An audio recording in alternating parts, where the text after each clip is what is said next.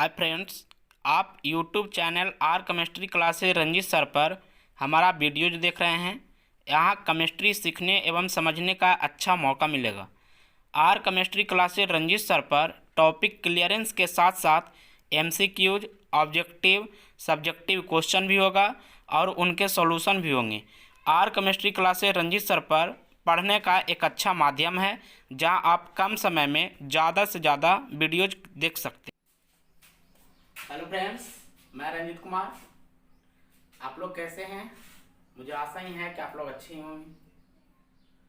तो friends, corona virus हम सबको परेशान कर दिया। तो हम सबको परेशान कर दिया तो इससे प्रॉब्लम नहीं है, क्योंकि हम सब के क्लास तो आगे की ओर बढ़ ही रही है। अगर आप क्लास को देख रहे हैं तो सिलेबस तो पीछे होगी नहीं। तो एक बात को आप ध्यान से रखिएगा कि इस लॉकडाउन की अवधि में अब तक तो हम सबको कोई प्रॉब्लम नहीं हुआ, लेकिन हो सकती है क्या कि आने वाला समय में प्रॉब्लम हो, क्योंकि 27 तारीख को न्यूज के अनुसार 4 तारीख से लॉकडाउन टूटने वाली है। जब लॉकडाउन टूटेगी, ये 100% मैं नहीं कह रहा हूं, न्यूज के अनुसार, तो अगर लॉकडाउन टूटती है तो लोग जो बाहर से आ रहे हैं या कुछ लोग जो हैं अपने स्टेट में इधर से उधर होंगे, तो उनसे बीमारी बढ़ने की चांस हो सकती है, महामारी बढ़ सकती है। तो इससे आप लोग सतर्क रहिएगा। आप लोग रहिए सतर्क और दूसरे को भी सतर्क करिए कि कम से कम लॉकडाउन के अवधि तक तो हम सब शांति रहे। लेकिन अगर लॉकडाउन की अवधि टूट भी जाती है तो हम सब रोड पर बिना फालतू, बिना मतलब के नहीं घूमे। हाँ, जब सरकार के आदेशानुसार अगर हम सब का क्लास स्टार्ट हो जाए तो उस समय भी हम सब कुछ नियम के अनुसार क्लास लेंगे, कुछ डिस्टेंस बनाकर क्लास लेंगे। माने सतर्क रहना है हम सबको भी। क्यों? हम सबको बीमारी से डर नहीं है, मौत से डर नहीं है। हम सबको देश को बचाना है, राज्य को बचाना है। जब देश और राज्य को बचाएंगे तब हम सभी नहीं बचे हुए रहेंगे। अगला आदमी सोचे या ना सोचे, लेकिन हमको ये बात को सोचना है कि लॉकडाउन अगर टूट भी जाए तो बिना मतलब के हम रोड पर ना निकलें, किसी के संपर्क में ना आए, बिना मास्क लगाए ना निकलें। इतना तो आप सतर्क रखिएगा और घर में बैठें, अपना जो सिलेबस चल रही है उस पे ज्यादा टाइम दें। जो वीडियो हम देख रहे हैं उस पे ज्यादा टाइम दें। देखिए आजकल के बच्चे क्या हैं, मोबाइल है तो यूट्यूब में कोई मूवी देख रहा है, कोई कुछ और देख रहा है। आप देखिए तो जो आपका क्लास चल रही है, ऐसा बोलो को कि मैं ही खाली क्लास दे रहा हूं। केमिस्ट्री का ही खाली क्लास नहीं है, फिजिक्स वाले सर क्लास दे रहे होंगे, मैथ वाले जहां मैथ जाते हो वो क्लास दे रहे हैं, अंग्रेजी वाले सर क्लास दे रहे हैं। तो सभी के ऊपर टाइम दीजिए। आपके पास 24 आवर है, 24 आवर में आप कितना सोइएगा? टाइम निकालिए, 2-3 आवर आप वीडियो के ऊपर टाइम दीजिए और बाकी 2-3 आवर आप सेल्फ स्टडी कीजिए। हमको पूर्ण विश्वास है कि जितना भी टीचर का वीडियो अगर आता है वो लगभग 30 से 45 मिनट तक के मैक्सिमम ही होते हैं।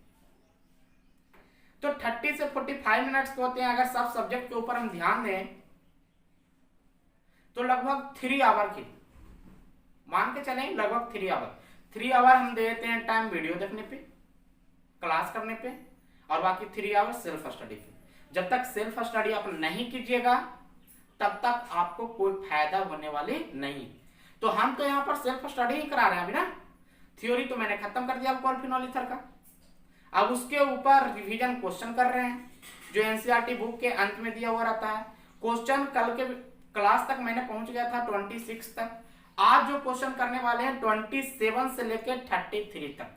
आज अल्कोहल फिनॉल ईथर का लास्ट क्लास है और ये लास्ट क्लास में हम सब जितना भी क्वेश्चन किए उसको हम रिवीजन करेंगे जितना थ्योरी पढ़े, मैकेनिज्म पढ़े, उसको रिवीजन करेंगे। रिवीजन कीजिएगा तब आपको ऑर्गेनिक समझ में आएगी। फिजिकल है थोड़ा सा सोचने वाली चीज, लेकिन ऑर्गेनिक ना तो रटने वाली चीज है और ना तो सोचने वाली चीज है। जस्ट लाइक मैथ, कि जिस तरह से मैथ को आप रिवीजन कर करके डिफाइंड करते हैं, एक्सप्लेन करते हैं, ठीक उसी तरह से ऑर्गेनिक में रिएक्शन को भी एक्सप्लेन किया जाता है। और वो एक्सप्लेन का एक ही सरल तरीका है, वो है मैकेनिज्म। आप डायरेक्ट किसी रिएक्शन को लिख दीजिए, 100% गलती हो जाएगी।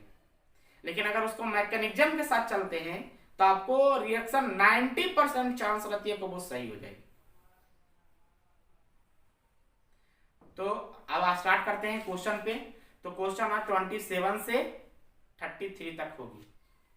तो फ्रेंड्स देखते हैं कि इस तरह से क्वेश्चन है। देखिए मैं इस जगह फंसे हुए हैं लॉकडाउन।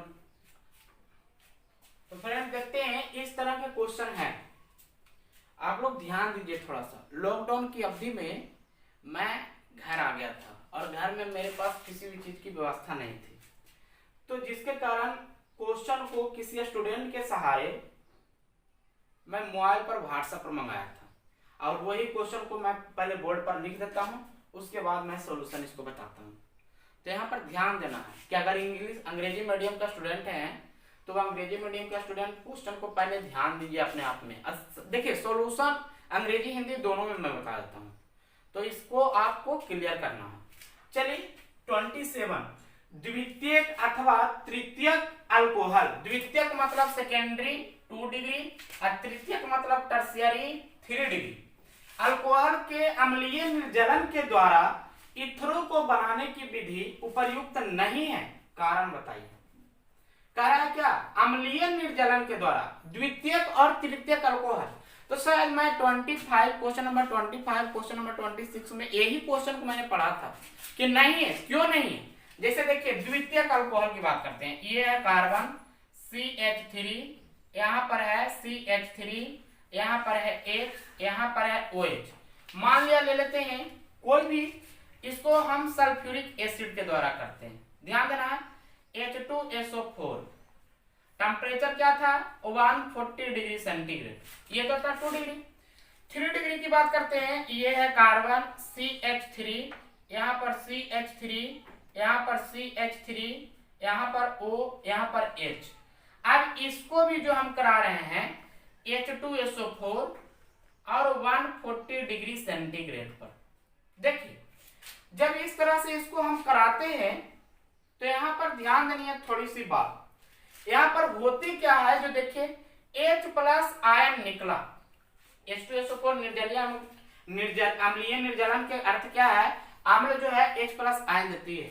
H+ आयन दिया, इसके पास क्या हुआ कि इसके पास इलेक्ट्रॉनों की अधिकता थी, इसको अटैक करवाया। तो देखिए यहाँ पर क्या हुआ, यहाँ पर जो आपको इंटरमीडिएट कंपाउंड बना होगा, यहाँ पर O हाइड्रोजन, यहाँ पर हाइड्रोजन पर प्लस आया होगा, तो इसको तो इलेक्ट्रॉन की कमी थी उस समय, प्लस आ गया था, ऑक्सीजन को क्या हो गया, इलेक्ट्रॉन की कमी हो गई, तो ये कंपाउंड को चल गया अनस्टेबल। इसको इलेक्ट्रॉन चाहिए, ये अपना इलेक्ट्रॉन लेके बाहर निकल गया। जब बाहर निकल गया H2O के रूप में बाहर निकल गया। आपको कंपाउंड जो बचा क्या बचा, तो यहाँ पर ध्यान दीजिएगा CH3। अब यहाँ पर जो बचा प्लस बचा, कार्बोकेटाइन का निर्माण हुआ। तो इसको जब कार्बोकेटाइन का निर्माण हुआ तो इसको हमको कंपाउंड बनाया कैसे, अभी इथर का निर्माण क्यों नहीं हो रही है। तो अगर अगला कोई अल्कोहल कंपाउंड लेते हैं, मान लिया देखिए यहाँ पर CH3 यहाँ पर C है, CHOH है, तो यहाँ क्या करेगा, इसके पास तो क्या हो रही है, ध्यान देना, इसके पास अब इस पे ये अटैक ई चलते नहीं करेगा कि ये कार्बोकेटाइन का फॉर्मेशन कर लिया है। तो यहाँ पर देख रहे हैं क्या, ये मोर हिंडर्ड कार्बन है, इसको अटैक करने का यहाँ पर कोई जगह है ही नहीं, तो नहीं है। तो ये क्या करता है कि अपना जो यहाँ पर ध्यान दिया, ये जो हाइड्रोजन है, ये अपना एक हाइड्रोजन H+ आयन को त्याग कर अपना बॉन्ड यहाँ पर दे देता है। तो इस तरह से एल्कीन का फॉर्मेशन होता है, मतलब एलिमिनेशन रिएक्शन कर जाती है। ये कौन रिएक्शन, एलिमिनेशन रिएक्शन के द्वारा एथीन का फॉर्मेशन होता है। तो जैसे हम 2 डिग्री की बात किया उसी तरह से 3 डिग्री भी होती है, लेकिन 1 डिग्री क्या होती है कि एक दने क्या होती है कि आयोडीन एक दने अल्कोहल जल निकलती है और दूसरा दने से कोई न्यूक्लियोफाइल आके अटैक करती है। तो ये SN2 की बात होती थी, लेकिन यहाँ पर जो हुआ SN1 की बात हो गई। क्यों? SN1 में कार्बोकेटायन का फॉर्मेशन होती है, और जब कार्बोकेटायन का फॉर्मेशन हो जाती है तो ऐसे में क्या होती है, समझ में आ गया? या एक चीज और आपको बताए थे, देखिए जो नेक्स्ट क्वेश्चन है उसी के आधार पे आपको मैंने बताया था कि जब ईथर के दोनों साइड में एल्काइल ग्रुप 1 डिग्री हो तो आयोडाइड ग्रुप जो होती है लेस हिंडर्ड की ओर जुड़ती है। तो लेस हिंडर्ड और मोर हिंडर्ड कार्बोकेटायन 3 चीज की बात कर रही थी। लेस हिंडर्ड जो होती है SN2 में और कार्बोकेटायन SN1 में। ये बार बार मैं रिपीट कर रहा हूं, पिछला थ्योरी चाहिए तो बार बार मैं इसका बात कर रहा हूं। तो यहाँ पर वही है कि 2 डिग्री और 3 डिग्री अल्कोहल ईथर का फॉर्मेशन नहीं करती है, वो जब भी करती है तो एल्कीन का फॉर्मेशन, उसमें SN2 रिएक्शन नहीं, एलिमिनेशन रिएक्शन होती है। ठीक है, अब चलते हैं, समझ में आ गया ना? बता रहे क्या कारण दीजिए। तो कारण क्या हुआ कि द्वितीयक और तृतीयक अल्कोहल अम्लीय निर्जलन के द्वारा ईथर का निर्माण नहीं करती है, क्योंकि ये ध्यान देना, ये कार्बोकेटायन का फॉर्मेशन कर लेती है, कार्बोकेटायन का निर्माण कर लेती है। अब कार्बोकेटायन का निर्माण होने के कारण SN2 रिएक्शन नहीं होती है, जबकि ये एलिमिनेशन रिएक्शन करती है। एलिमिनेशन रिएक्शन के द्वारा एथीन का निर्माण होता है। ठीक है, चलिए 28 में ये हाइड्रोजन आयोडाइड की निम्नलिखित के साथ अभिक्रिया के लिए समीकरण दीजिए। बताइए, इतना आसान क्वेश्चन। आइए टोटल क्वेश्चन मैं थ्योरी में करवाएगा। आप थ्योरी, लास्ट थ्योरी देखिए, प्रॉपर्टीज ऑफ ईथर, जिसमें हाइड्रोजन आयोडाइड के साथ अभिक्रिया करवाए थे, उसमें 3 को पॉइंट भी दिए थे। देखिए, propoxy propane, carbon carbon carbon oxygen carbon carbon carbon, इसको HI के साथ करिए। बताइए दोनों साइड में एल्काइल ग्रुप कौन सी है? 1 डिग्री है, तो 1 डिग्री है, दोनों साइड में क्या है? सेम है। तो किसी एक के साथ हाइड्रोजन, किसी एक के साथ कौन सी दे देंगे? आयोडीन। चलिए इसमें तो कोई दिक्कत नहीं है, कार्बन कार्बन आयोडीन, यहाँ पर कार्बन कार्बन कार्बन OH, कोई दिक्कत नहीं है। लेकिन दूसरा में चलते हैं, कार्बन मेथॉक्सी बेंजीन है। चलिए मेथॉक्सी बेंजीन, ये बेंजीन हो गया हुआ। अब इसी पे OCH3 है, इसको HI के साथ करवाए थे। तो जब HI के साथ करवाए थे तो यहाँ पर तो आपको बता दिए थे कि ये बॉन्ड टूटेगा कि ये बॉन्ड टूटेगा। ये बॉन्ड तो टूटेगा नहीं, क्योंकि यहाँ पर कुछ पार्शियल पाई बॉन्ड है, पार्शियल पाई बॉन्ड है। अब पार्शियल पाई बॉन्ड होने के कारण ये बॉन्ड कुछ स्ट्रॉन्ग है, ये बॉन्ड टूटेगा नहीं। जब भी टूटेगा तो ये बॉन्ड टूटेगा। अब ये बॉन्ड टूटेगा तो एक के साथ, ध्यान देना, इधर की ओर टूटेगा तो यहाँ पर नेगेटिव, यहाँ पर पॉजिटिव, इस पे पता है नेगेटिव है पॉजिटिव, तो नेगेटिव के साथ पॉजिटिव और पॉजिटिव के साथ नेगेटिव, ये बताए थे आपको। तो फिनॉल और CH3I का फॉर्मेशन हुआ। ठीक है, लेकिन तीसरा चलते हैं, बेंजील ईथर की बात करते हैं। तो देखिए यहाँ पे बेंजील, बेंजील CH2, ईथर है, एथिल है C2H5। बताइए जब इसको HI के साथ किए थे तो यहाँ पर आपको बताया थे कि अगर इसको हम इधर की ओर तोड़ते हैं तो C2H5 पर प्लस आती है, और इसको इधर की ओर तोड़ते हैं तो बेंजील कार्बोकेटायन बनाती है। देखिए यहाँ पर क्योंकि है CH2 प्लस, अब बेंजील कार्बोकेटायन का स्टेबिलिटी सबसे ज्यादा होती है, तो आयोडीन ग्रुप उसी के साथ जुड़ेगी जिसका कार्बोकेटायन की स्टेबिलिटी ज्यादा हो। तो आयोडीन किसके साथ? बेंजील के साथ आ जाएगी। बेंजील के साथ आ गई तो CH2I हो गई, अब प्लस कुछ हो गया C2H5OH हो गया। बताइए थे ना, आसान है। 3 पॉइंट तो याद है आपको? 3 पॉइंट क्या था कि अगर ईथर के दोनों साइड में अल्काइल ग्रुप समान हो तो 1 डिग्री हो, तो 1 डिग्री में जो लेस हिंडर्ड होगी उसी के साथ आयोडीन जाकर जुड़ेगी और SN2 रिएक्शन करेगी। दूसरा बताए थे कि अगर ईथर के एक साइड में कोई एक एल्काइल ग्रुप 3 डिग्री हो तो आयोडीन ग्रुप 3 डिग्री से जाकर जुड़ेगी और उसमें वो कार्बोकेटायन का फॉर्मेशन करती है, SN1 रिएक्शन। कहा कि 3 डिग्री कार्बोकेटायन का स्टेबिलिटी क्या होती है? ज्यादा होती है, तो आयोडीन 3 डिग्री से जुटेगी। और तीसरा बताए थे कि अगर ईथर के दोनों साइड में कोई एक एल्काइल ग्रुप, दोनों साइड वाला एल्काइल ग्रुप जो है जिसमें कोई एक एल्काइल ग्रुप 2 डिग्री हो, तो ऐसे में वो सॉल्वेंट पर डिपेंड करती है। अगर पोलर प्रोटिक हो तो SN1 रिएक्शन, अगर एप्रोटिक हो तो SN2 रिएक्शन। बताए थे SN1 में जहां पर कार्बोकेटायन का फॉर्मेशन स्टेबिलिटी ज्यादा होगी वहीं पर आयोडीन जाके जुड़ेगी, SN2 में जहां पर लेस हिंडर्ड कार्बन होगा आयोडीन वहीं पर जाके जुड़ेगी, ये भी बताया था मैंने। तो इसको जल्दी स्क्रीनशॉट करिए, उसके बाद क्वेश्चन नेक्स्ट क्वेश्चन नंबर 29 पे। 29 क्या कहती है, जो पहले मैंने पढ़ा था ईथर के एरोमेटिक इलेक्ट्रोफिलिक सब्स्टिट्यूशन में। अब यहां पर ध्यान देना, एनिसोल में मैंने पढ़ा था कि एरिल एल्किल इथरो में निम्नलिखित तथ्यों की व्याख्या की जाए। पहला क्या, एल्कोक्सी समूह बेंजीन वलय को इलेक्ट्रॉन रागी प्रतिस्थापन के प्रति सक्रियता करता है तथा दूसरा क्वेश्चन भी दे दिया है, तो दोनों का आंसर मैं अलग अलग दूंगा, ठीक है। अब यहां पर पहले बात ध्यान दीजिए, aryl alkyl ether. Aryl alkyl ether का मतलब देखो, यहां पे ध्यान देना थोड़ी सी बात, यहां पर है एरिल एल्किल ईथर। अब यहां पर आर दे दो कुछ भी, अब वहां पर तो या तो मिथाइल ग्रुप है, इथाइल ग्रुप है, कुछ भी है। यहां पर मैं करके दिखाता हूं, पहले दोनों का आंसर एक ही में मैं दूंगा।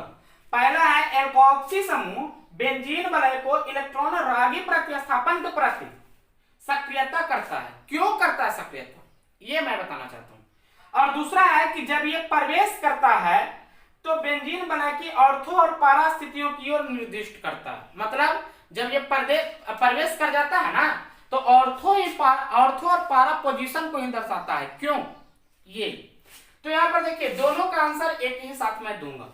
देखिए सबसे पहले तो बात है क्या कि जब इस तरह के है, इसको हम बोलते हैं एल्कोक्सी बेंजीन। क्या बोलते हैं, एल्कोक्सी बेंजीन या एल्कोक्सी फेनिल। अब यहां पर देखो कि ये ऑक्सीजन जो है इलेक्ट्रोनेगेटिविटी एलिमेंट है, और ये ऑक्सीजन पर एक लोन पेयर होने के कारण, लोन पेयर दो है, तो लोन पेयर होने के कारण ये प्लस एम इफेक्ट को प्रदर्शित करता है, मेसोमेरिक इफेक्ट, ठीक है। अब मेसोमेरिक इफेक्ट का कार्य है इलेक्ट्रॉनों को रिंग में ढकेलना। देखिए जैसे ही इलेक्ट्रॉन रिंग में दिया, पहले से क्या था, बेंजीन वलय में देखिए यहां पर स्ट्रक्चर एक बनाते हैं, इसका स्ट्रक्चर वहां पर बनाएंगे। बेंजीन वलय में क्या था कि यहां पर जो ये पाई बॉन्ड है, तो पाई बॉन्ड में कितना पाई इलेक्ट्रॉन है, 6 पाई इलेक्ट्रॉन है। अब 6 पाई इलेक्ट्रॉन है तो ये क्या कर रहा है, घूम रहा है आपस में। देखिए pi sigma pi sigma pi sigma pi sigma आपस में घुमाते रहेंगे, घूम रहा है चारों, इसको रोकने की कोई जरूरत है। अब बताइए अपने में घूम रहा है, इधर घूमे क्योंकि ये रेजोनेंस कर रहा है। ये क्या कर रहा है, रेजोनेंस। रेजोनेंस होने का कारण क्या बताए थे कि pi bond sigma bond conjugated होना चाहिए, lone pair pi bond conjugated होना चाहिए, plus charge negative charge conjugated होना चाहिए, minus charge pi bond conjugated होना चाहिए। बहुत सारे नियम थी, आप रेजोनेंस के जाके देखिए। अब यहाँ पर ध्यान देना है क्या कि जैसे ही ये अपना इलेक्ट्रॉन इसमें ढकेला, इसमें तो इलेक्ट्रॉन डेंसिटी पहले से ज्यादा है, ये था पूरे कार्बन पे। अब ये और अपना इलेक्ट्रॉन इसमें दे दिया, तो इसका एक्टिविटी कुछ हो गया, बढ़ गया। इसका एक्टिविटी क्या हो गया, बढ़ गया, मतलब इसकी स्टेबिलिटी और कुछ होगी और बढ़ गई। तो जब और बढ़ गई तो ये क्या कहा कि एल्कोक्सी समूह बेंजीन वलय के इलेक्ट्रॉन प्रतिस्थापन के प्रति सक्रियता करता है। क्यों, क्योंकि अपना जो ऑक्सीजन अपना इलेक्ट्रॉन है क्या करता है, रिंग में दे देता है, ठीक है ना।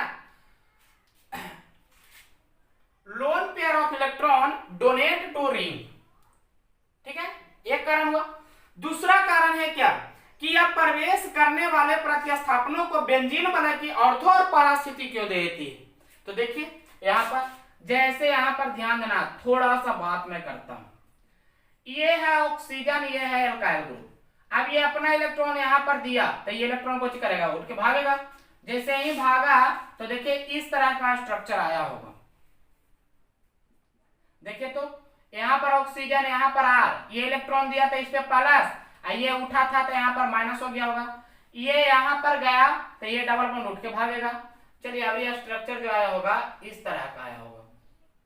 यहाँ पर ऑक्सीजन प्लस, यहाँ पर आर होगा, यहाँ पर क्या होगा, यहाँ पर डबल बॉन्ड, यहाँ पर माइनस, यहाँ पर डबल बॉन्ड है। ये क्या करेगा, यहाँ पर देगा, ये उठ के यहाँ देगा।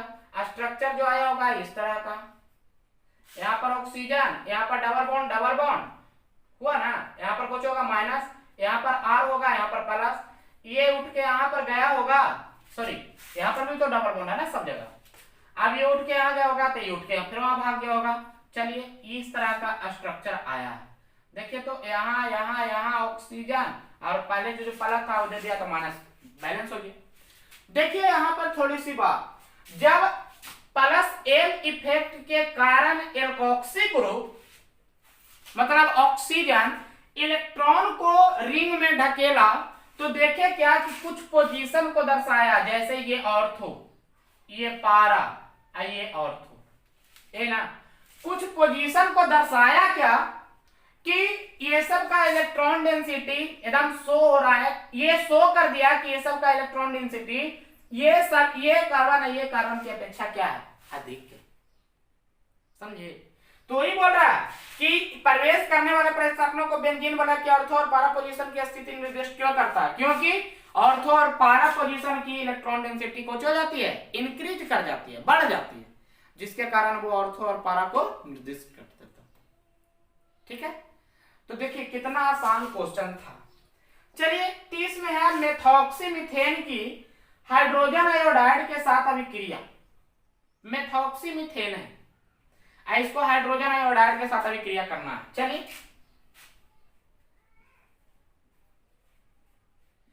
इसको जब हाइड्रोजन आयोडाइड के साथ अभिक्रिया करावेंगे, तब पहले तो मैंने बताया था कि ईथर के अगर दोनों साइड में 1 डिग्री कार्बन है, तो जो ध्यान देना, जो लेस हिंडर्ड कार्बन होगी उसी से हाइड्रोजन जाके जोड़ेगी। यहाँ पर देख रहे हैं दोनों लेस ही है, मतलब सेम है, किसी से जोड़ देना, मतलब CH3I प्लस CH3OH हो जाएगी। लेकिन आगे क्वेश्चन क्या है कि क्रिया विधि से लिखना है इसको, हम तो डायरेक्ट लिख दिए, थ्योरी हमको पता था, मैंने डायरेक्ट लिख दिया।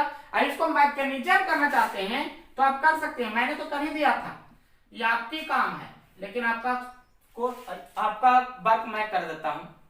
चलिए CH3, क्योंकि आप लोग मासूम बच्चे हैं ना, आप देखो यहाँ पे ये क्या करता है, ध्यान देना, H है I है, ये क्या करेगा, आयोडीन जो है अपनी ओर लेगा, इलेक्ट्रॉन को H प्लस आयन छोड़ेगा। H प्लस यहाँ पर देख रहे हैं क्या है, इलेक्ट्रॉन अधिक है, H प्लस आयन पर अटैक किया, यहाँ पर कंपाउंड बना CH3O, यहाँ पर CH3, यहाँ पर हाइड्रोजन, यहाँ पर प्लस हो गया। अब देखते हैं क्या कि ऑक्सीजन के पार इलेक्ट्रॉन की कमी हो गई, तो इलेक्ट्रॉन या तो ये CH3 से या ये CH3 से लेगा, क्योंकि अगर हाइड्रोजन से लेता है तो इसी तरह कंपाउंड आ जाएगा, रिटर्निंग कंपाउंड हो जाएगा। तो ये CH3 अपना इलेक्ट्रॉन इसको छोड़ के चल जाता है, जैसे ही छोड़ के चल जाता है तो कार्बोकेटायन का फॉर्मेशन करता है। यहाँ पर क्या होगा, CH3 प्लस हो जाएगी, यहाँ पर क्या हो जाएगी, ध्यान देना, CH3OH हो गया।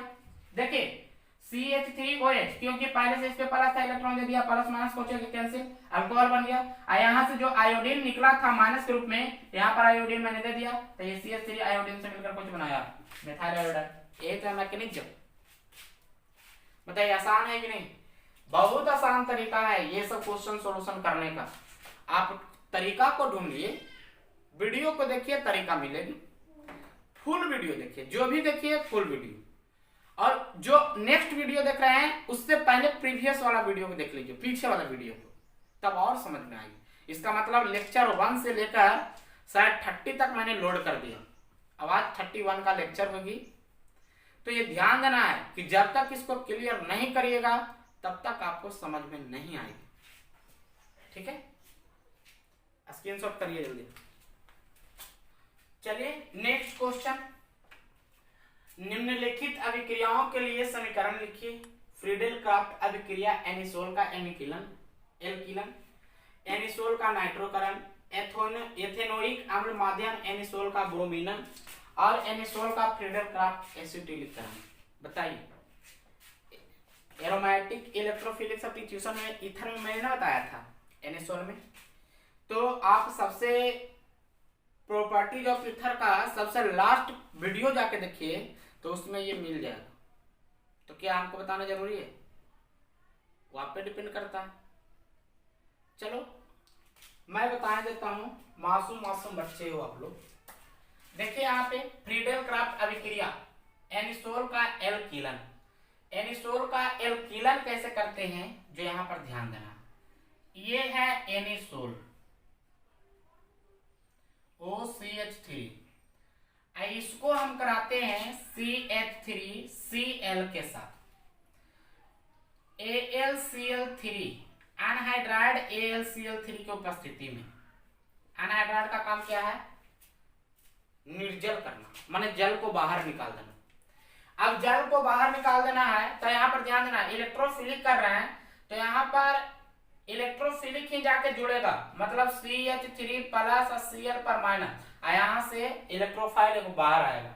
तो यहाँ पर हुआ था, अब एनिसोल की बात किए थे तो जस्ट पहले वाले वीडियो में मैंने देखा था कि जब एनिसोल में इलेक्ट्रॉन रिंग में देती है तब दो का पोजीशन स्टेबिलिटी बढ़ जाता है, इलेक्ट्रॉन डेंसिटी ऑर्थो और पारा का।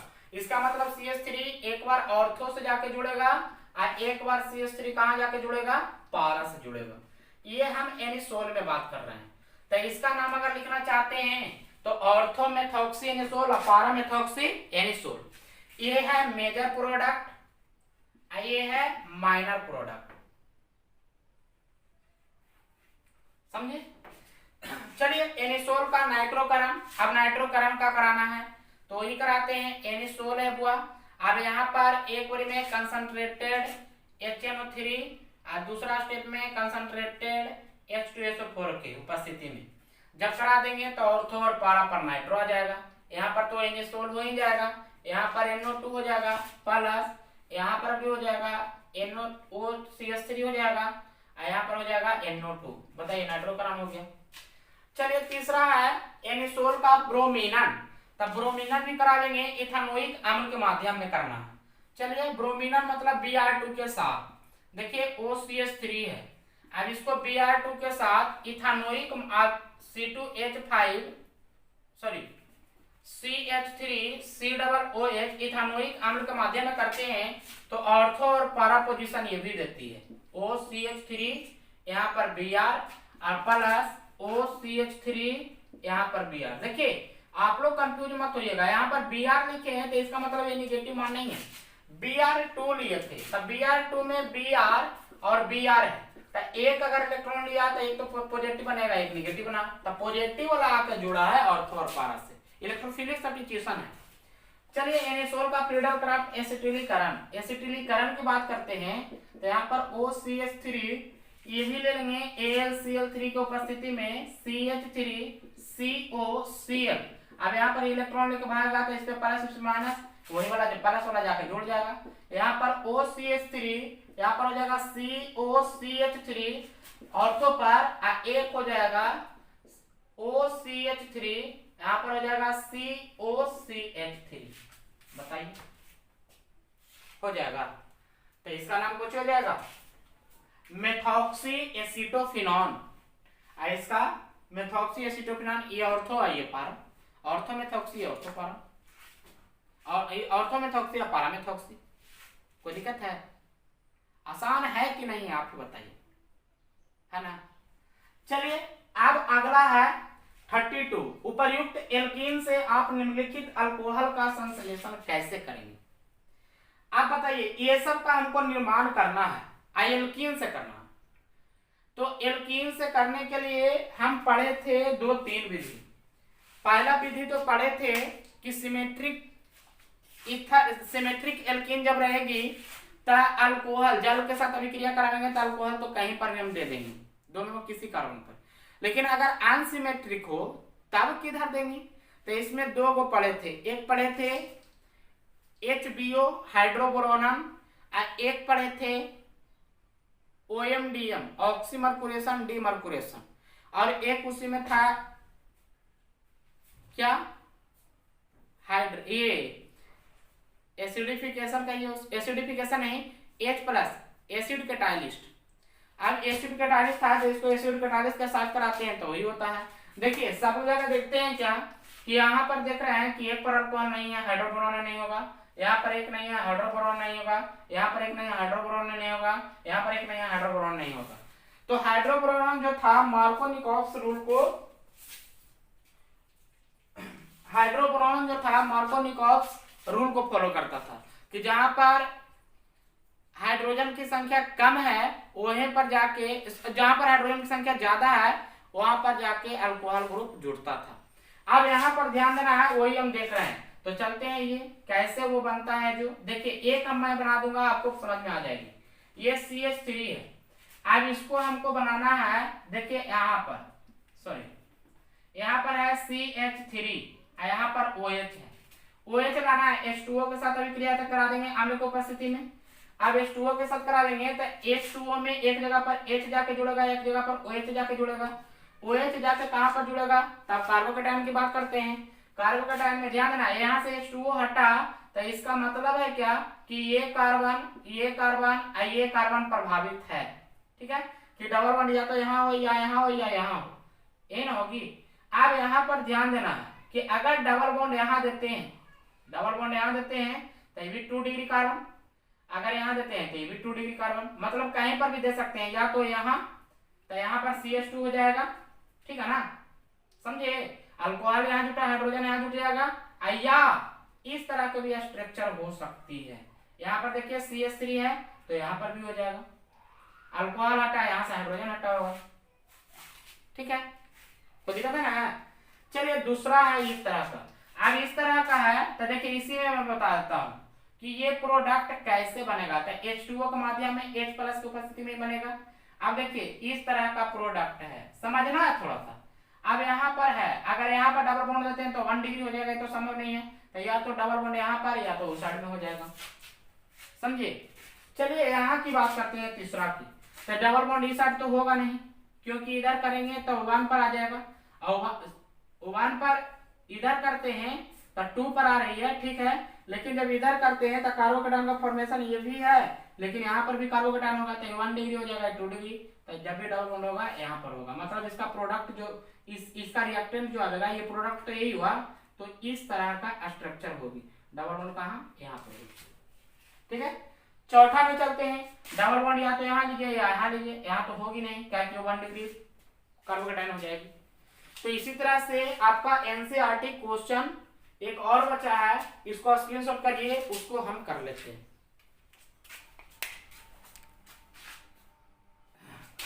चलिए क्वेश्चन लास्ट करा है क्या कि 3 मेथिल ब्यूटेन 2 ऑल को HBr से अभिक्रिया करने पर निम्नलिखित अभिक्रिया होती है। देखिए 3 methyl butane, carbon carbon carbon carbon, 1 2 3 पर मेथिल है और 2 ऑल है, यहाँ पर ऑल है। ठीक है, 3 मेथिल ब्यूटेन 2 ऑल को जब HBr के साथ अभिक्रिया कराते हैं तो जो प्रोडक्ट हमको मिलता है वो क्या होगा। तो ध्यान देना, जो प्रोडक्ट हमको मिलेगा वो होगा कार्बन कार्बन कार्बन कार्बन, यहाँ पर C और यहाँ पर Br। मैकेनिज्म की बात करते हैं, कंफ्यूजन इसमें है। चलिए जब तक मैकेनिज्म आप नहीं बनाइएगा तब तक आपको समझ में नहीं आएगा। देखिए यहाँ पर ध्यान देना, कार्बन कार्बन कार्बन कार्बन, यहाँ पर OH है, यहाँ पर C है। इसको HBr के साथ अभिक्रिया करवाए, यहाँ पर HBr H प्लस दे रहा है, H प्लस दे रहा है। देखिए यहाँ पर क्या है, ऑक्सीजन है। ठीक है, या आप डायरेक्ट कर सकते हैं क्या कि ये एक इलेक्ट्रोफिलिक सब, ये लिविंग ग्रुप नहीं है, इसको यहाँ पर जोड़ देंगे तो ये अपना इलेक्ट्रॉन लेकर बाहर निकल जाएगा H2O ग्रुप में, यहाँ पर कर लेगा कार्बोकेटायन का फॉर्मेशन। देखिए कार्बोकेटायन यहाँ पर देख रहे हैं, ये 2 डिग्री कार्बोकेटायन है, ये कौन डिग्री है, 2 डिग्री है।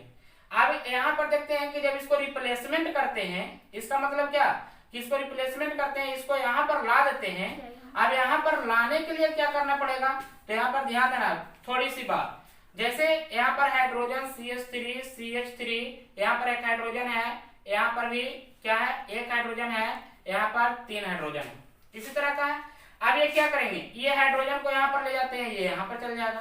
तो देखिए कार्बोकेटायन रिप्लेसमेंट कर दिए, यहाँ पर CH3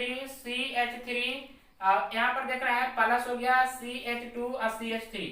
इस तरह से पॉसिबल हो सकता है जब कार्बोकेटायन क्या हो, 1 डिग्री से ज्यादा 2 डिग्री हो और 2 डिग्री ज्यादा 3 डिग्री है। तो यहाँ पर हम देख सकते हैं कि अगर इस तरह के कार्बोकेटायन में, इस तरह के कंपाउंड में क्या करते हैं कि अगर कार्बोकेटायन अधिक हो तो रिप्लेसमेंट कर सकते हैं। इस प्लस को यहाँ दे दिए, मतलब ये इलेक्ट्रॉन जो है, ध्यान देना, ये इलेक्ट्रॉन जो है हाइड्रोजन लेके निकल गया, यहाँ पर जाके जुड़ गया, ये माइनस चार्ज को यहाँ पर देंगे तो आ जाएगा, प्लस चार्ज को यहाँ पर दे दिए, रिप्लेसमेंट कर दिए। अब यहाँ पर क्या है कि यहाँ से हमको ब्रोमीन बचा हुआ था, तो वही ब्रोमीन Br माइनस यहाँ पर जाकर अटैक करेगा, तो यहाँ पर जाकर Br हो जाएगा। देखिए प्रोडक्ट ये वाला आपको मिला कि नहीं मिला। ठीक है, तो ये जो हुआ कि आपको एनसीईआरटी बुक जो है question answer alcohol phenol ether का खत्म हो गया। अब हम कुछ क्वेश्चन आपको रिवीजन करने के लिए देते हैं होमवर्क के रूप में, उसको आप कर ही लीजिएगा। ताकि आपको जो थ्योरी बचा उचा है सब क्लियर हो जाए। तो यहाँ इसको स्क्रीनशॉट करिए, इसको भी मत करिएगा, इसको करिए, ये हम क्वेश्चन लिखे थे, इसको करिए, पूरा बोर्ड हम एक बार भर देते हैं क्वेश्चन से, आप उसको उतार लीजिएगा फिर, ठीक है।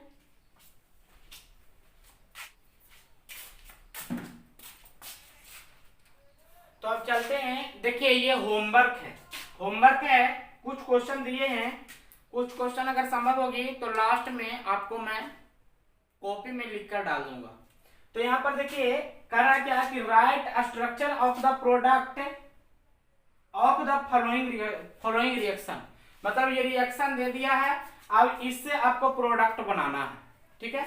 उसके बाद दूसरा क्वेश्चन ये क्या कि right will be formed after oxidation reaction of 2 degree alcohol with chromic acid. जब 2 डिग्री अल्कोहल को क्रोमिक एसिड के साथ अभिक्रिया कराया जाता है, तो ऑक्सीकरण कराया जाता है, तो प्रोडक्ट क्या मिलता है आपको रिएक्शन के साथ लिखना है। तीसरा है कंप्लीट द फॉलोइंग रिएक्शन, तो ये कुछ रिएक्शन इस तरह के भी दे दिए हैं और उसको बाद में लिखना है। बाकी रही कन्वर्जन की बात, तो कन्वर्जन आपको मैं कॉपी लिखकर अंत में स्टेटस लगा दूंगा, ठीक है। तो आज का क्लास यहीं पर, और ध्यान देने है कि आपको अल्कोहल फिनॉल ईथर 100% क्वेश्चन के साथ खत्म हो गई। तो अब आपको जो न्यू चैप्टर स्टार्ट होगी एल्डिहाइड, कीटोन और कार्बोक्सिलिक एसिड, अगर देखेंगे लड़कों को अगर बीच में कुछ प्रॉब्लम होती है हाइब्रिडाइजेशन में, केमिकल बॉन्डिंग में, तो ये सब का क्वेश्चन क्लास भी एक बीच बीच में दे दूंगा। और आप लोग मासूम बच्चों को सलाम, और ध्यान देनी है लॉकडाउन में कोई भी बाहर न निकले।